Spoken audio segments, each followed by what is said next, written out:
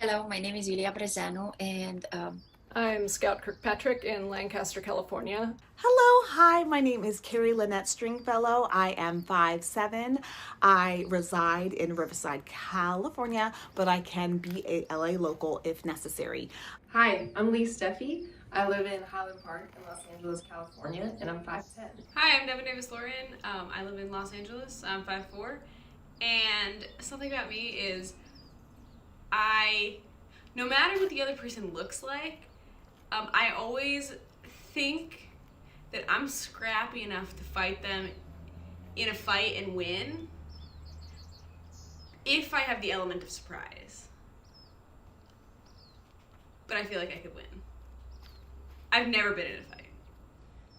What, if any, masculine or feminine characteristics do you feel you attributed to these characters in your performance, and how did that change or enhance the performance? How would it feel to, or inform your approach and performance to switch those attributes or combine them? So for Tamora, so I wanted to do them like with contrasting physicality, and I tried to go almost like out in terms of my physicality when I was playing Lear, because he's very, like the things he's saying are very wild, and he's talking to the heavens, and for Tamora I went in and I was trying to be like kind of more sly and cunning, because she's a master of manipulation. But I also feel like I don't know, women are taught to be like poised, and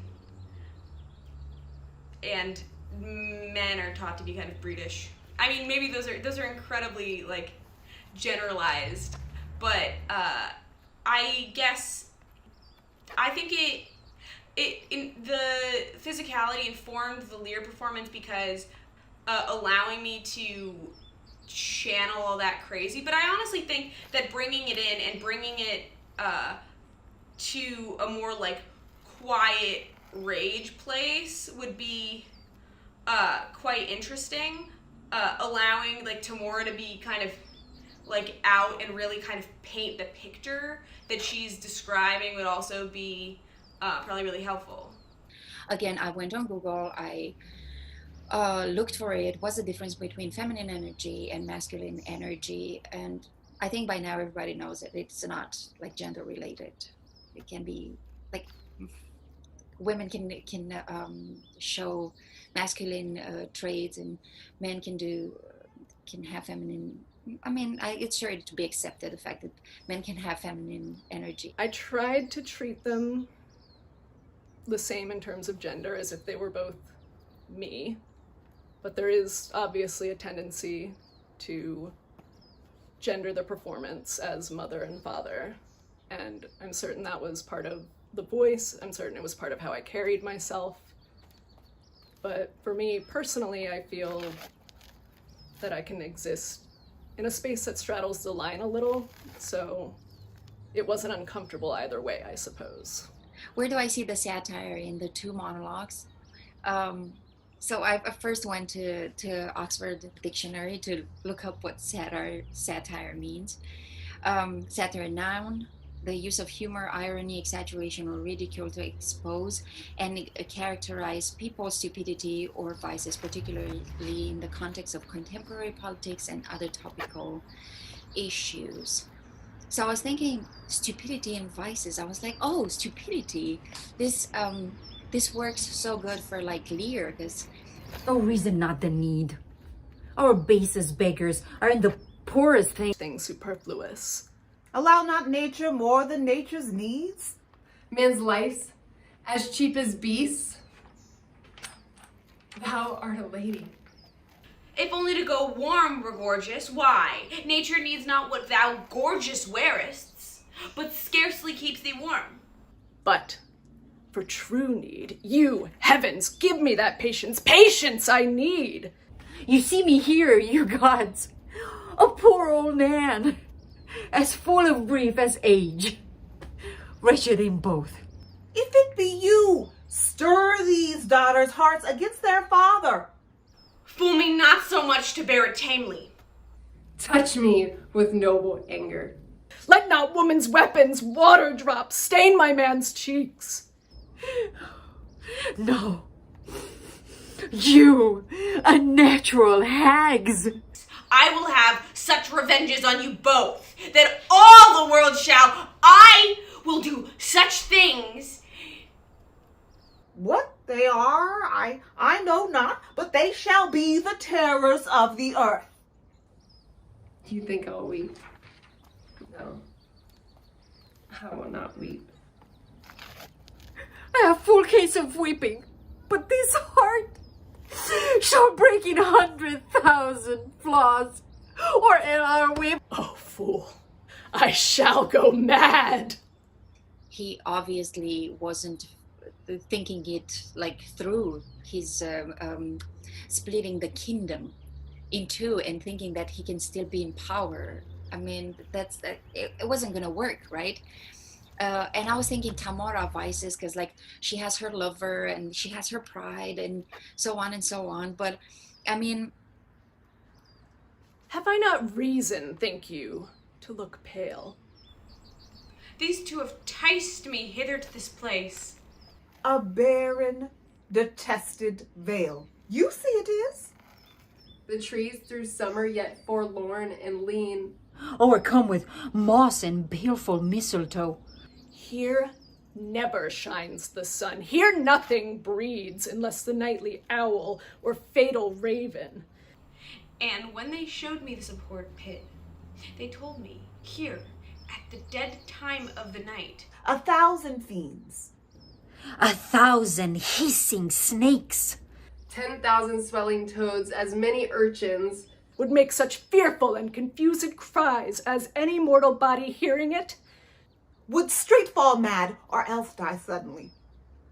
no sooner had they told me this hellish tale, but straight they told me they would bind me here under the body of a dismal ewe and leave me this miserable death.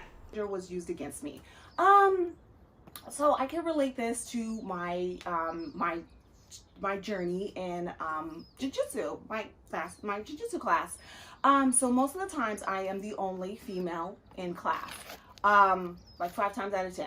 And then they called me foul adulteress. a time when my gender was used against me. Where to start? I mean, even just when it comes to accepting sexuality, being a woman in a society that has beauty as a given when it comes to women makes it both difficult to measure up and difficult to even recognize an attraction to women. Lascivious goth in all the bitterest terms that ever did hear to such effect. A time when gender was used against me. When wasn't? I'm a woman. And had you not by wondrous fortune come? Because I'm confident and in charge of myself.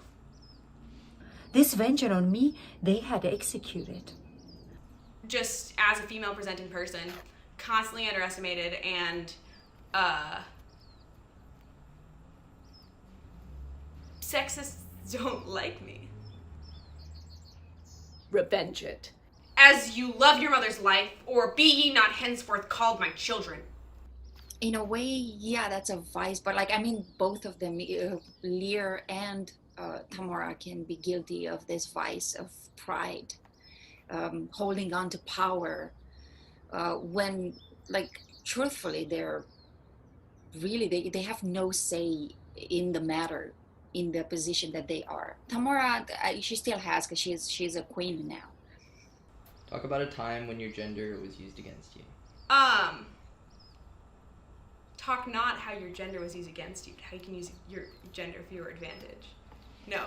I do identify as non-binary, although it is changing because I've had to kind of constantly identify myself as a woman because I am an actor. So I am constantly going after roles as women, and it's it almost feels like an inconvenience on set to tell everybody that I go by they them, but and I know it should be progressive or whatever, but I'm trying to start my career, and I want as progressive as I want to be, and I want to be the change. It also I don't want to start unnecessary conversations that don't have to do with the work, and So I feel like, and I've had like negative experiences where people have been like, non-binary isn't part of the trans community, or I don't even know where I would cast you. If you're not a woman, you're not a man. So I feel like my gender is kind of used against me in that sense. And I mean, I'm constantly underestimated.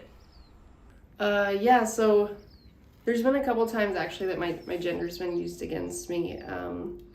One night my partner and I, this was like right before the COVID shutdown happened, right before the pandemic, we went down to a jazz club downtown. They played, like, it was this cool spot. Unfortunately, like, it was a really dope place and I'll never go back there. And we were finishing up our drink. We weren't staying long. We stayed for like 2 drinks. And I was like, hey, I'm gonna go pee before we head out. And I started walking to the bathroom, the women's, because that's what I feel comfortable using mostly in public places unless there is a gender neutral bathroom. And the bouncer followed me. I was the only one, was walking there by myself. Followed me with a flashlight. I'm about to shut the stall door and he kicks open the door and says, get out of there, what are you doing in there? And I said, I was like shocked. I saw the door shut and I was like, is he talking to me? And I'm like, he has to be talking to me because there's literally no one else in here. It wasn't that busy that night.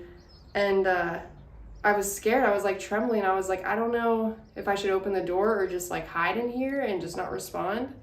And I opened the door. I was kind of like, what the fuck? Like, are you talking to me? And then he's like, oh, sorry. I'm sorry. And I was like, what? You didn't know what?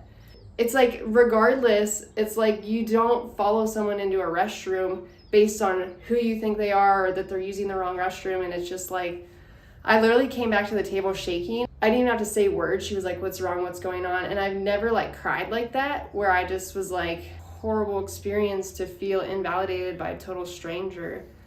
Ugh, I just get like chills thinking about it.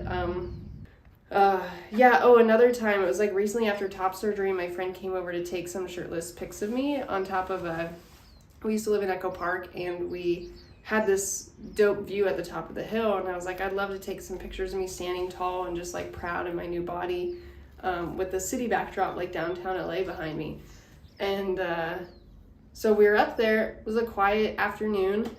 This car drives by and yells out his window, what the fuck, was that a boy or a girl? Like literally there was 3 of us, 4 of us minding our own business, and just had the audacity to say that out loud. And I'm just like, it just like leaves you shaking. It's like you can't react because you can't give them what you want, but you think you're in LA and you're in a liberal city and you're protected, and yet there are still these people like the bouncer at that jazz club or this guy driving by in Echo Park, and it just shakes you to your core, you know. And it's just like, it takes your breath away for a moment. Yeah.